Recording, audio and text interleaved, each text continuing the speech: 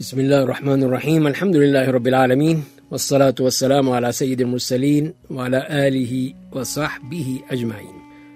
ہمارے آج کے پروگرام میں ہمیں یہ خط موصول ہوا ہے کوئٹہ سے محمود خان شیرانی صاحب کا۔ وہ یہ پوچھتے ہیں کہ قبرستان میں جا کر کیسے سلام کرتے ہیں؟ کیا رسول اللہ صلی اللہ علیہ وسلم اور صحابہ کرام پر سلام پڑھنے کے طریقے میں کوئی فرق ہے؟ کیا یہ صحیح ہے کہ ہم رسول اللہ صلی اللہ علیہ وسلم کی قبر مبارک پر السلام علیکہ یا رسول اللہ کہیں اور قبرستان میں السلام علیکم یا اہل القبور کہیں؟ کہیں یہ غلط تو نہیں ہوگا؟ تو جواب میں عرض یہ ہے کہ مردوں کے لیے قبرستان کی زیارت کرنا مستحب ہے، کیونکہ نبی کریم صلی اللہ علیہ وسلم نے سیدنا بریدہ ابن حصیب رضی اللہ عنہ کی حدیث کے مطابق یہ فرمایا ہے کہ میں تمہیں قبرستان جانے سے روکا کرتا تھا، اب تم قبرستان جایا کرو۔ اور ایک روایت میں یہ بھی ہے کہ یہ تمہیں آخرت کی یاد دلائے گی۔ اور یہ بھی مستحب ہے کہ جب کوئی مسلمان قبرستان جائے تو وہاں مدفون لوگوں کو مسنون الفاظ میں سلام کہے اور ان کے لیے دعا کرے۔ یہ الفاظ رسول اللہ صلی اللہ علیہ وسلم نے صحابہ کرام کو سکھائے تھے۔ تو اسی لیے ہم دیکھتے ہیں کہ سیدہ عائشہ رضی اللہ تعالیٰ عنہ فرماتی ہیں کہ انہیں رسول اللہ صلی اللہ علیہ وسلم نے فرمایا تھا کہ اللہ کے رسول، میں قبرستان میں مدفون لوگوں کے لیے کیسے دعا کروں؟ وہ سوال کرتی ہیں، پوچھتی ہیں، تو آپ نے فرمایا کہ تم کہو السلام علی اہل الدیار من المؤمنین والمسلمین ویرحم اللہ المستقدمین منا والمستاخرین وإنا انشاء اللہ بکم للاحقون۔ اور اس کا ترجمہ یہ ہے کہ قبروں والے مومنوں اور مسلمانوں پر سلامتی ہو، اللہ تعالی ہمارے پیش رو اور بعد میں آنے والے سب لوگوں پر رحم فرمائے، اور یقیناً ہم سب بھی تمہارے ساتھ ملنے والے ہیں۔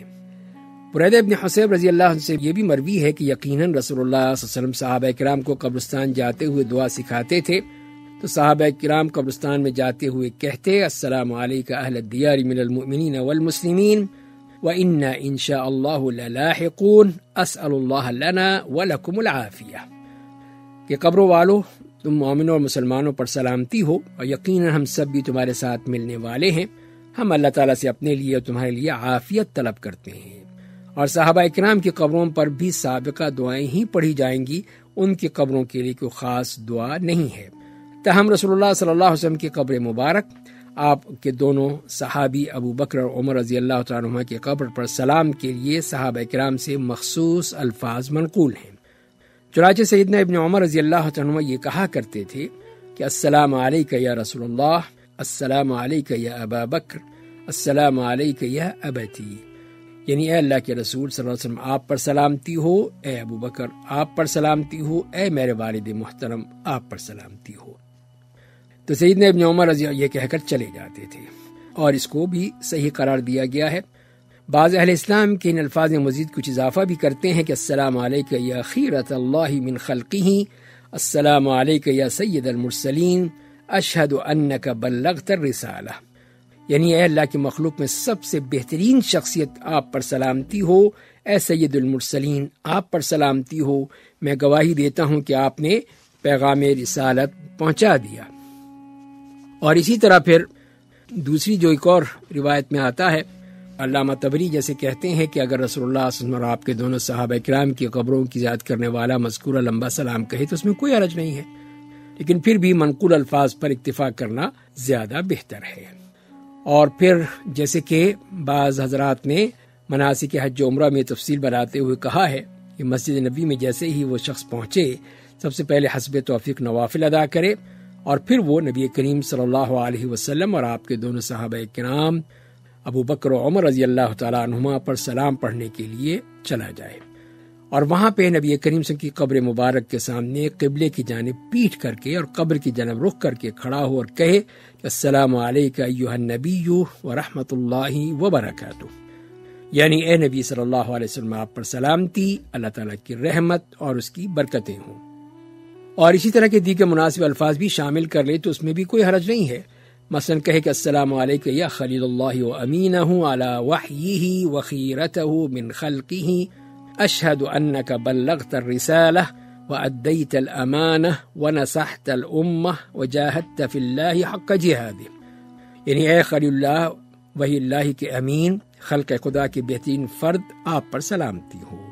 میں گواہی دیتا ہوں کہ یقیناً آپ نے پیغام رسالت پہنچا دیا، اپنی ذمہ داری پوری کر دی، امت کی خیر خواہی کے ساتھ راہ الہی میں کما حقہ جہاد بھی کیا،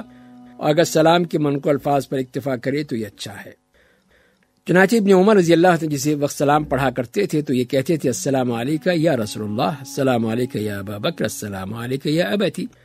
یعنی اے اللہ کے رسول صلی اللہ علیہ وسلم آپ پر سلامتی ہو، اے ابو بکر آپ پر سلامتی ہو، اے میرے والد محترم آپ پر سلامتی ہو، اور پھر چلے جاتے تھے۔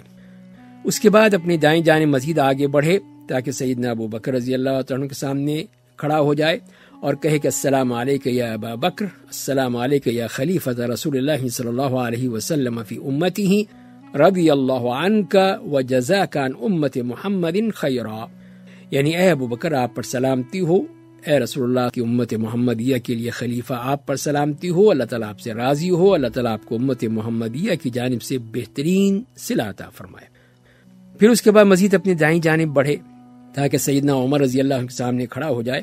اور کہے کہ السلام علیکہ یا عمر، السلام علیکہ یا امیر المؤمنین رضی اللہ عنک وجزاک عن امت محمد خیرا،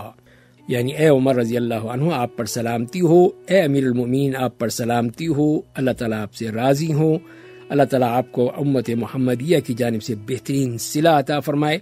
یہاں یہ بھی خیال رہے کہ نبی کریم صلی اللہ علیہ وسلم اور آپ کے دونوں صحابہ کرام پر سلام نہایت ادب سے اور دھیمی آواز میں پڑھا جائے، کیونکہ مسجد نبوی میں آواز بلند کرنا منع ہے، اور مسجد نبوی میں اور قبر نبوی کے پاس تو آواز دھیمی ہونی چاہیے، جیسے کہ اللہ تعالیٰ نے ہمیں حکم دیا ہے اور اس کے بارے میں تاکید کی ہے کہ نبی کریم صلی اللہ علیہ وسلم کی آواز پر اپنی آواز کو بلند نہ کرو۔ اور پھر قبرستان جا کر کسی کا یہ کہنا کہ السلام علیکم، یا نبی کریم صلی اللہ علیہ وسلم کی قبر مبارک کی زیارت کرتے ہوئے السلام علیکم یا رسول کہنا، یہ کوئی شرک نہیں ہے، کیونکہ یہ مردوں سے حاجت روائی اور مشکل کشائی کا مطالبہ نہیں ہے، بلکہ یہ تو انہی فوت شدگان کے لیے دعا ہے کہ اللہ تعالیٰ بندے کو موت کے بعد ملنے والے عذاب قبر، حشر و نشر، حساب کتاب، قیامت کی ہولناکی جیسی ہمہ قسم کی خطرے کی چیزوں سے انہیں محفوظ رکھے۔ اللہ تعالیٰ ہمیں صحیح معنی میں اس پر عمل کرنے کی توفیق عطا فرمائے اور دنیا اور آخرت کی ڈھیروں سلامتی اور عافیت فرمائے، تاکہ